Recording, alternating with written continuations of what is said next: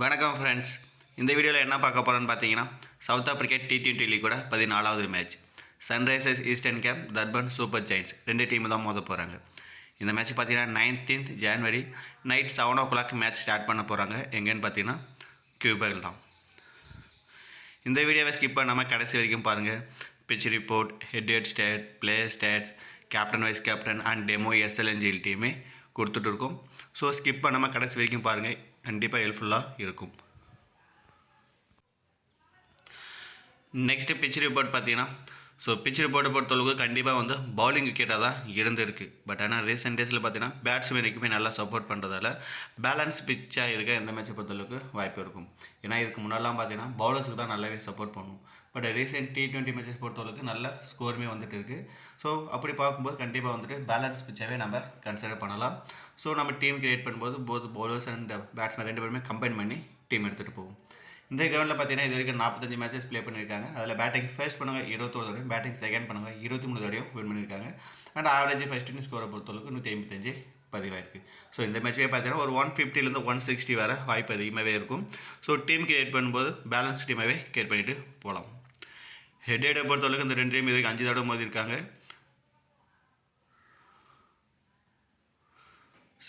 7 தடவை மோதிருக்காங்க, தப்பாக கொடுத்துருக்கேன்.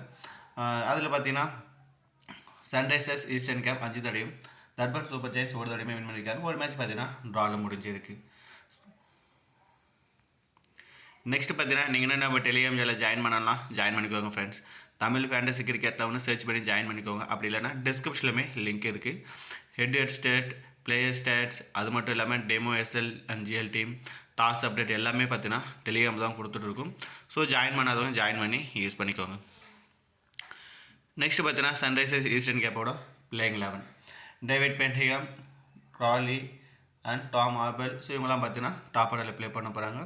நெக்ஸ்ட் பார்த்தீங்கன்னா Markram, Hermann, Jansen, Stubbs, Simon Harmer, Layam டவர்சன், Bradman and Klaasen இவங்கெல்லாம் பார்த்தீங்கன்னா பிளேயிங் 11 இருக்கிறதுக்கான வாய்ப்பு இருக்குது.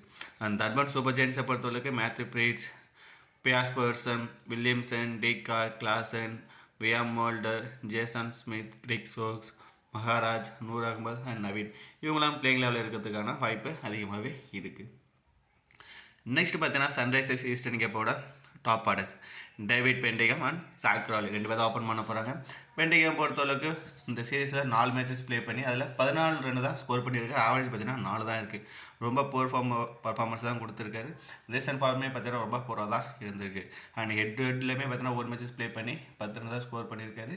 இந்த கிரௌண்டில் 1 மேட்சஸ் ப்ளே பண்ணி 0 ரன். ஸோ ஃபார்ம் ரொம்ப போராக தான் இருக்குது. ஸோ இவனை நீங்கள் ட்ரை பண்ணணும் அப்படின்னு நினச்சிங்கன்னா பேட்டிங் செகண்டில் GLல் மட்டும் ட்ரை பண்ணி பாருங்கள். நெக்ஸ்ட் பார்த்தீங்கன்னா ஜாக் ராலி பொறுத்தவரை ஓரளவுக்கு டீசென்ட் பேட்ஸ்மேன். பவர் பிளேயர் பார்த்தீங்கன்னா ஒரு நல்ல ஸ்டார்ட் கொடுத்துட்டு அவுட் ஆக வாய்ப்பு இருக்கும். ஸோ பேட்டிங் செகண்ட்னா கண்டிப்பாக மஸ்ட் பிக்கில் ட்ரை பண்ணி பாருங்கள். அப்படி இல்லைனா நீங்கள் பேட்டிங் ஃபர்ஸ்ட் அப்படின்னா GL பிக்காக மட்டும் கன்சிடர் பண்ணால் போதும். ரீசன்ட் ஃபார்ம் ஓரளவுக்கு சுமாராக இருந்திருக்கு. இந்த ஹெட்ல 1 மேட்ச் ப்ளே பண்ணி 38 ரன், இந்த கிரௌண்டில் 1 மேட்ச் 12 ரன்னுமே அடிச்சிருக்காரு. ஆல்ரெடி சொன்ன மாதிரி தான் பவர் பிளேக்குள்ளே பார்த்தீங்கன்னா குயிக்காக ஸ்டார்ட் கொடுத்துட்டு அவுட் ஆக வாய்ப்பு இருக்கும். ஸோ 2 பேருமே நீங்கள் ட்ரை பண்ணணும்னு நினச்சிங்கன்னா பேட்டிங் செகண்டில் மட்டும் ட்ரை பண்ணி பாருங்கள். நெக்ஸ்ட் பார்த்தீங்கன்னா டாம் ஆபலை பொறுத்தளவுக்கு இந்த கிரௌண்டில் 5 மேட்சஸ் ப்ளே பண்ணி 196 ரன், 65 ஆவரேஜ் வச்சுருக்காரு. ஓவராலும் தான் சீரீஸில் பார்த்தீங்கன்னா 4 மேட்சஸ் ப்ளே பண்ணி 86 ரன், 21 ஆவரேஜுமே இருக்குது. ரீசன்ட் ஃபார்ம் ஓரளவுக்கு சுமாராக இருக்குது. ஹெட்டை பொறுத்தளவுக்கு 5 மேட்ச் ப்ளே பண்ணி 180 ரன், 36. ஸோ டாம் ஆபலை பொறுத்தளவுக்கு ஹெட்லையுமே நல்ல ரெக்கார்டு இருக்குது அண்ட் இந்த கிரௌண்ட்லேயுமே நல்ல ரெக்கார்டு இருக்கிறதால கண்டிப்பாக இந்த மேட்ச் பொறுத்தளவுக்கு நீங்கள் இம்பார்ட்டன்ட் கொடுக்கலாம். ஜஸ்ட் பிளேயரை மட்டும் ட்ரை பண்ணி பாருங்கள் போத் இன்னிங்ஸ்லையுமே.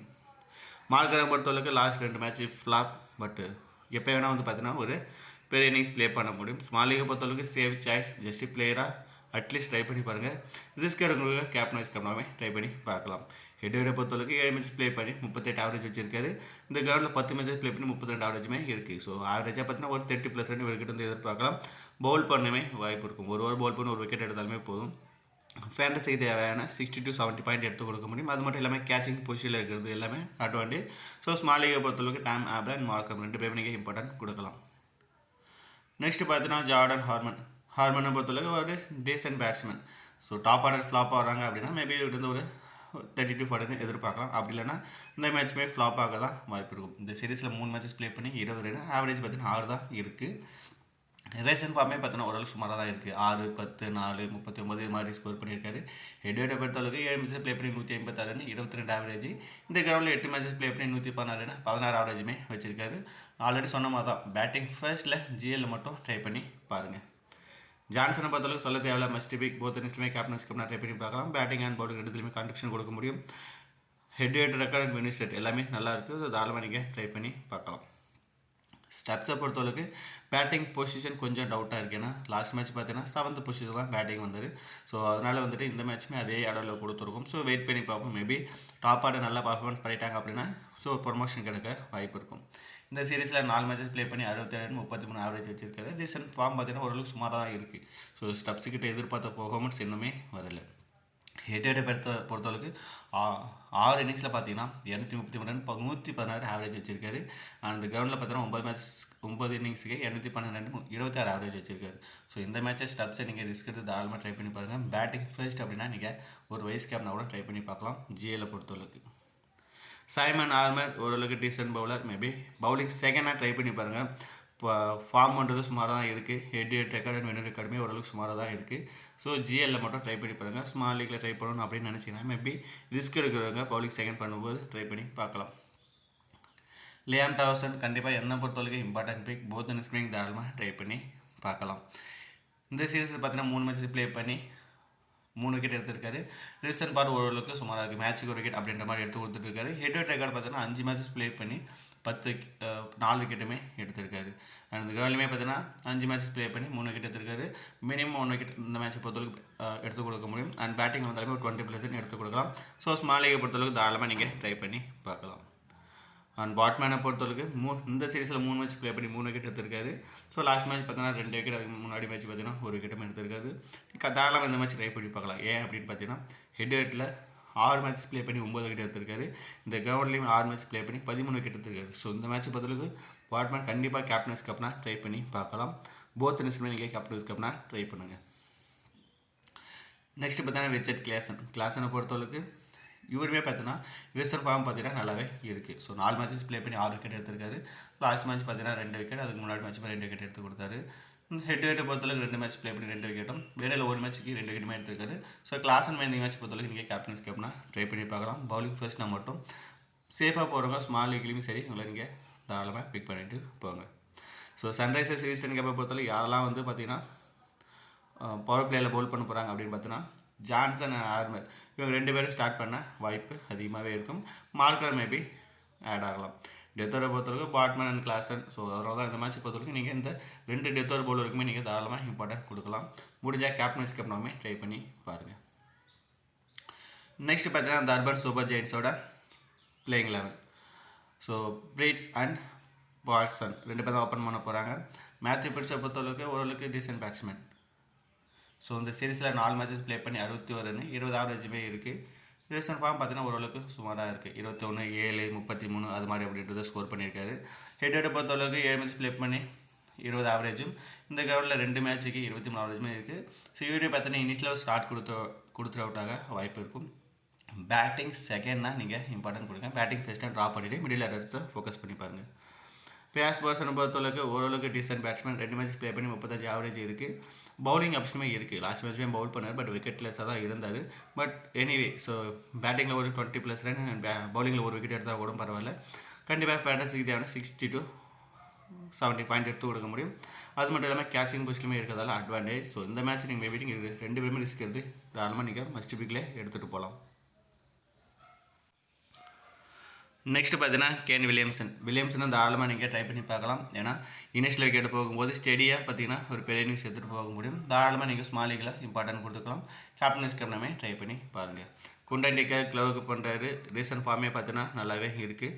ஸோ மேட்ச்சுக்கு ஆவரேஜாக பார்த்தீங்கன்னா ஒரு 20 to 30 ரன் அப்படின்ற மாதிரி எடுத்து கொடுத்துட்டு இருக்காரு. ஸோ இந்த சீசன் 4 மேட்சஸ் ப்ளே பண்ணி 30 ஆவரேஜ் வச்சுருக்காரு. ஹெட் பொறுத்தளவுக்கு 7 மேட்ச்சுக்கு 12 ஆவரேஜ் இருக்குது. பட் இந்த கிரவுண்ட்லேயுமே 2 மேட்ச்சுக்கு 11 தான் ஆவரேஜ் இருக்குது. ஸோ ஹெட் ரெக்கார்டு வின்னர் ரெக்கார்டை பார்க்கும்போது புவர் பர்ஃபார்மன்ஸ் இருக்குது. பட் ரீசன்ட் ஃபார்ம் பார்க்கும்போது ஓரளவுக்கு டீசன்ட் பேட்ஸ்மேன். ஸ்மால் லீக்கில் நிறைய பேர் கேப்டன்ஸ்க்கு ட்ரை பண்ணுவாங்க. சேஃபாக போகிறவங்க எடுத்துகிட்டு போங்க, ரிஸ்க்காக போகிறவங்க ட்ராப் பண்ணிவிட்டு மற்ற பிளேயர்ஸை கூட நீங்கள் ரொட்டேட் பண்ணி பார்க்கலாம். ஸோ ரிஸ்க் எடுக்கிறதுக்கு கேப்டன்ஸ்க்கு அப்புறம் நீங்கள் ட்ரை பண்ணி பார்க்கலாம் ஸ்மால் லீக்கை பொறுத்தளவுக்கு. கிளாஸ் அண்ட் கண்டிப்பாக ட்ரை பண்ணி பாருங்கள் இந்த மேட்சை பொறுத்தளவுக்கு. ஸோ இந்த சீரீஸில் அந்தளவுக்கு பர்ஃபார்மன்ஸ் கொடுக்கல. ஸோ 4 மேட்சஸ் ப்ளே பண்ணி 30 ரன் 10 தான் ஆவரேஜ் வச்சுருக்காரு. ரீசெண்ட் ஃபார்ம் பார்த்தீங்கன்னா அதேமாதிரி ஓரளவுக்கு சுமாராக தான் இருக்குது. எதிர்பார்த்த பர்ஃபார்மன்ஸ் வரல. ஸோ பட் இந்த மேட்சை பொறுத்தவரை கிளாஸ் ரன்கிட்ட வந்து நீங்கள் தாராளமாக ட்ரை பண்ணி பார்க்கலாம். ரிஸ்க் எடுக்க கேப்டன் வைஸ்கம்னா ஜிஎல்ல ட்ரை பண்ணி பாருங்கள். வேன் மால்டரை பொறுத்தளவுக்கு 4 மேட்சஸ் ப்ளே பண்ணி 76 ரன், ஆவரேஜ் 38 இருக்குது. பவுலிங் ஆப்ஷனுமே இருக்குது. பட் 4 ஓவர் கம்ப்ளீட் பண்ணுவாரான்னு தெரியல. பட் பவுலிங் ஆப்ஷன் இருக்குது. ஹெட்வெட்டில் பார்த்தீங்கன்னா 36 ஆவரேஜ் அண்ட் 1 விக்கெட் எடுத்திருக்காரு. வேனில் பார்த்தீங்கன்னா 29 ஆவரேஜுமே வச்சிருக்காரு. ஸோ கண்டிப்பாக இந்த மேட்ச் ட்ரை பண்ணி பாருங்கள். பேட்டிங்கில் 1 விக்கெட், பவுலிங்கில் பேட்டிங்கை பொறுத்தளவுக்கு ஒரு 20 ரன், பவுலிங்கில் 1 விக்கெட் எடுத்தால் கூட பரவாயில்ல. ஒரு 50 to 60 பாயிண்ட் நமக்கு கிடைக்கும். ஸோ ரிஸ்க் எடுக்குங்க, ட்ரை பண்ணி பாருங்கள். ஜேசன் ஸ்மித்தை பொறுத்தளவுக்கு ஜிஎல்பிக்கு தாங்க கன்சிடர் பண்ணது. ஏன்னா பவுலிங் சான்ஸுமே எந்த அளவுக்கு கிடைக்க தெரியாது. பேட்டிங்குமே 7th பொசிஷனில் வரதால இவரை பொறுத்தளவுக்கு ஜிஎல்பிக்கில் மட்டும் ட்ரை பண்ணி பாருங்கள். கிரீஸ் ஒர்க்ஸை பவுலிங் ஃபர்ஸ்ட்டாக நீங்கள் இம்பார்ட்டன்ட் கொடுங்க. பவுலிங் செகண்டாக நீங்கள் ஸ்பின்னர்ஸுக்கு இந்த மேட்ச் பொறுத்தளவுக்கு போகலாம். பட் எனிவே இந்த சீரிஸில் பார்த்தீங்கன்னா 4 மேட்ச் ப்ளே பண்ணி 4 விக்கெட் எடுத்திருக்காரு. ரீசன்ட் ஃபார்மே நல்லா தான் இருக்குது. ஹெட்வெட்டில் பார்த்தீங்கன்னா 1 மேட்ச் ப்ளே பண்ணி விக்கெட்டில் சேர்ந்துருக்காரு. இந்த கிரவுண்டில் இது வரைக்கும் ப்ளே பண்ணது கிடையாது. பட் பவுலிங் ஃபர்ஸ்ட் அப்படின்னா ட்ரை பண்ணி பாருங்கள். மகாராஜை பொறுத்தளவு மேட்ச்சுக்கு மேட்ச் 1 விக்கெட் எடுத்து கொடுப்பாரு. ஸோ லாஸ்ட் மேட்ச் பார்த்தீங்கன்னா விக்கெட்லெஸ்ஸாக இருந்தார். பட் இந்த மேட்ச் அப்படி இருக்காது. ஸோ தாராளமாக இந்த மேட்ச் பொறுத்தளவுக்கு மினிமம் 1 விக்கெட், பவுலிங் செகண்டாக 2 விக்கெட் கூட எடுத்து கொடுக்க வாய்ப்பு இருக்கும். அண்ட் பேட்டிங் சான்ஸ் கிடைச்சதுனாலுமே தாராளமாக ஸ்கோர் பண்ணி கொடுப்பாரு. ஸோ இந்த மேட்ச்சை பொறுத்தளவுக்கு ஒரு 50% வரை நீங்கள் ட்ரை பண்ணிவிட்டு போகலாம். 100 அகமது கண்டிப்பாக சேஃப் பேக். ஸோ போத் நியூஸுமே நீங்கள் இம்பார்ட்டன்ட் கொடுத்துட்டு கேப்டன்ஸ் கப்னா ட்ரை பண்ணி பார்க்கலாம். இந்த சீரீஸில் 4 மேட்ச் ப்ளே பண்ணி 6 விக்கெட் எடுத்திருக்காரு. ஹெட்வெட்லேயுமே 2 மேட்ச்சுக்கு 4 விக்கெட் எடுத்திருக்காரு. ஸோ கண்டிப்பாக இம்பார்ட்டன்ட் பிக் தான். ஸோ தாராளமாக இங்கே எடுத்துகிட்டு போயிட்டு கேப்டன்ஸ் கப்னா ட்ரை பண்ணி பாருங்கள். நவீன உள்ள பொறுத்தளவுக்கு விக்கெட் டேக்கிங்கில் அந்த அளவுக்கு இன்னும் வரலை. But anyway so power play death ஓவரில் பவுல் பண்ண வாய்ப்பு இருக்கும். பர்டிகுலர் டெத் ஓவரில் 2 ஓவர் பவுல் பண்ணதால் இங்கே இம்பார்ட்டன்ட் கொடுக்கலாம். இந்த சீரீஸில் 4 மேட்ச் ப்ளே பண்ணி 3 விக்கெட் எடுத்திருக்காரு. ஹெட்வெட்டை பொறுத்தவரைக்கும் 4 மேட்ச் 2 விக்கெட் தான் எடுத்திருக்காரு. இந்த கிரவுண்டில் ப்ளே பண்ணது கிடையாது. பட் எனிவே டெத் ஓவரில் பவுல் பண்ணுற ஆப்ஷன் இருக்கிறதால நீங்கள் இம்பார்ட்டன்ட் கொடுக்கலாம். ஸோ யாரெல்லாம் ஸ்டார்டிங் ஒரு பவுல் பண்ண போகிறாங்க பார்த்தோன்னா பியாஸ் பர்சன் அண்ட் மார்க்கர் இவங்க பவுல் பண்ண வாய்ப்பு இருக்கும். அண்ட் கிரீஸ் ஒர்க்ஸ் கண்டிப்பாக ஸ்டார்ட் பண்ணுவார். டெத் ஓவரை பொறுத்தவரைக்கும் Chris Woakes and Naveen ul Haq bowl பண்ண வாய்ப்பு இருக்கிறதால நீங்கள் இந்த 2 பவுலருக்குமே நீங்கள் தாராளமாக இம்பார்ட்டன்ட் கொடுக்கலாம். ஸோ நெக்ஸ்ட்டு பார்த்தீங்கன்னா இந்த ஹெட்வெட் அண்ட் வெனுல யாரெல்லாம் வந்து நல்லா பர்ஃபார்மன்ஸ் பண்ணியிருக்காங்க. ஸோ டாபிக்ஸ் அப்படின்னு பார்த்தீங்கன்னா டாம் ஆபல் ஆல்ரெடி பார்த்த மாதிரி தான் 5 இன்னிங்ஸுக்கு 36 ஆவரேஜ் வச்சிருக்காரு. மார்க்கர் 38 ஆவரேஜுமே வச்சிருக்காரு. அண்ட் ஸ்டெப்ஸை பொறுத்தளவுக்கு 116 இருக்குது. அண்ட் ஜான்சனை பொறுத்தளவுக்கு பேட்டிங்கில் 34 ஆவரேஜ், பவுலிங்கில் 12 விக்கெட்டுமே எடுத்துருக்கிறதால கண்டிப்பாக நல்ல சாய்ஸ். வாட்மேன் ஆல்ரெடி சொன்ன மாதிரி தான் 6 மேட்ச்சுக்கு 9 விக்கெட் எடுத்திருக்காரு. மியான் மால்டர் பார்த்தீங்கன்னா ஆவரேஜ் 36 இருக்குது. 100 அகமது 2 மேட்ச்சுக்கு 4 விக்கெட் எடுத்திருக்காரு. ஸோ ஹெட்வெட்டில் இவங்களோட பர்ஃபார்மன்ஸ் எல்லாம் நல்லா இருக்கிறதால நீங்கள் தாராளமாக இவங்களுக்குலாம் இம்பார்ட்டன்ட் கொடுக்கலாம். ஸோ நெக்ஸ்ட்டு பார்த்தீங்கன்னா இந்த கிரவுண்டில் யாரும் நல்லா பர்ஃபார்மன்ஸ் பண்ணியிருக்காங்கன்னு பார்த்தீங்கன்னா மேத்யூ பிரீட்ஸ் பார்த்தீங்கன்னா 5 மேட்ச்சுக்கு 196 ரன் 65 ஆவரேஜ் வச்சிருக்காரு. மார்க்கரம் பொறுத்தளவுக்கு 10 மேட்ச்சுக்கு 252 ரன் 32 ஆவரேஜுமே வச்சிருக்காரு. அண்ட் வாட்மேனை பொறுத்தளவுக்கு 6 மேட்ச்சுக்கு 13 விக்கெட் எடுத்திருக்காரு. ஸோ வாட்மேனை பார்த்தீங்கன்னா ஹெட்வெட் ரெக்கார்டும் நல்லா இருக்குது. அண்ட் வெனு ரெக்கார்டுமே நல்லா இருக்கிறதால நீங்கள் கேப்டன்ஸ்க்கு அப்புறம் தாராளமாக ட்ரை பண்ணி பார்க்கலாம். ஸோ நெக்ஸ்ட்டு ஸ்மாலிங்கில் யாரை கேப்டன் வைஸ் கேப்டனாக ட்ரை பண்ணலாம் அப்படின்னு பார்த்தீங்கன்னா Jansen, de Kock, Klaasen, Chris Woakes. So கண்டிப்பாக இவங்களாம் சேஃப் சாய்ஸ். நிறைய பேர் ட்ரை பண்ணியிருக்காங்க. ரிஸ்க் எடுக்கிறவங்க மேத்யூ பிரீட்ஸ், மார்க்கரம், வாட்மேன் அண்ட் மோல்டர் இவங்களுமே நீங்கள் வந்துட்டு ரிஸ்க் எடுத்து ஸ்மாலிங்கில் கேப்டன் வைஸ் கேப்டனாக ட்ரை பண்ணலாம். ஜிஎல்லுமே கேப்டன் வைஸ் கேப்டனாக ட்ரை பண்ணி பார்க்கலாம். நெக்ஸ்ட்டு பார்த்தீங்கன்னா நம்ம ஒரு எஸ்எல் டீம் பார்ப்போம். ஸ்மால் லீக் டீமை பொறுத்தளவுக்கு ஜான்சனை கேப்டனாகவும் வைஸ்கனாக டேக்காகவும் ட்ரை பண்ணியிருக்கோம். இது இல்லாமல் Markram, Stubbs, Klaasen, Noor Ahmad, Williamson இதுமாதிரி நிறைய ஆப்ஷன் இருக்குது. கிளாசனுமே ஒரு நல்ல ஆப்ஷன் தான். ஸோ இந்த 11 பேருமே வந்து பார்த்திங்கன்னா ஒரு கேப்டன் வைஸ் கேப்டனுக்கு எலிஜிபிள் தான். ஸோ இந்த மேட்சை பொறுத்தவரை கேப்டன் வைஸ் கேப்டன் பேஸ் பண்ணி தான் வின் லாஸ்ன்றதே இருக்க போகுது. So batting and bowling so யாரெல்லாம் ஃபஸ்ட்டு பவுல் பண்ணுறாங்க, யாருக்கெல்லாம் பவுலிங் ஆப்ஷன் நிறையா இருக்குது, இதெல்லாம் பார்த்துட்டு நீங்கள் கேப்டன் வைஸ் கேப்டனாக எடுத்துகிட்டு போகலாம். ஸோ நெக்ஸ்ட்டு பார்த்தீங்கன்னா 5 GL டீம் பார்ப்போம். GL team 1, GL team 2, GL team 3, GL team 4 and GL team 5. இதில் ஏதாவது நீங்கள் சேஞ்சஸ் பண்ணணும் அப்படின்னு நினச்சிங்கன்னா மேக்ஸிமம் 2 சேஞ்சஸ் பண்ணிக்கோங்க. கேப்டன் வைஸ் கேப்டனாக சேஞ்ச் பண்ண வேண்டாம். வேறு யாராவது நீங்கள் ட்ரை பண்ணணும் இல்லை கேப்டன் வைஸ் கேப்டனாக ட்ரை பண்ணணும் அப்படின்னு நினச்சிங்கன்னா எக்ஸ்ட்ரா டீம் போட்டு நீங்கள் அதை ப்ளே பண்ணிக்கோங்க. ஓகே ஃப்ரெண்ட்ஸ், இந்த வீடியோ பிடிச்சிருந்ததுன்னா நம்மளோட சேனலை சப்ஸ்கிரைப் பண்ணி லைக் பண்ணி சப்போர்ட் பண்ணுங்கள். தேங்க்யூ.